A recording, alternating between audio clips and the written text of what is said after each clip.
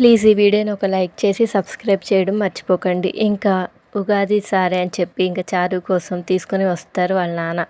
ఇంకా సామానం దింపుతూ ఉంటే ఇంట్లో వాళ్ళందరూ అక్కడికి వస్తారు. ఇంకా రఘురామ్ అది చూసి ఆగండి అని చెప్పి ఇంకా గట్టిగా అరుస్తాడు.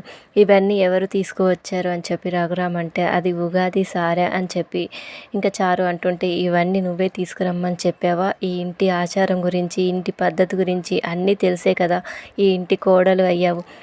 పెద్దవాళ్ళని ఒక్క మాట అడగకుండా ఏ ధైర్యంతో ఈ నిర్ణయం తీసుకున్నావో చెప్పు అని చెప్పి ఇంకా రఘురామ్ కోపంగా చారుని అడుగుతూ ఉంటాడు. చారు ఇంకేం మాట్లాడకుండా భయపడుతూ ఉంటే ఇంకా అప్పుడే పద్మ నేనే అన్నయ్య తీసుకురమ్మని అని చెప్పి ఇంకా పద్మ చెప్తూ ఉంటుంది. కోడలు ఏమీ కష్టపడకుండా ఉండడానికి మన పద్మనే ఇవన్నీ తెమ్మని చెప్పుంటుందేమో అని చెప్పి నేను అనుకుంటున్నాను బావగారు అని చెప్పి ఇంకా వెంకట్రావు అంటాడు. చారు ఇంటికి వచ్చాక అందరినీ బాగా చూసుకుంటుందా లేదా, అందరితో కలివిడిగా ఉంటుందో లేదో మనం ఇప్పటి వరకు చూడలేదు.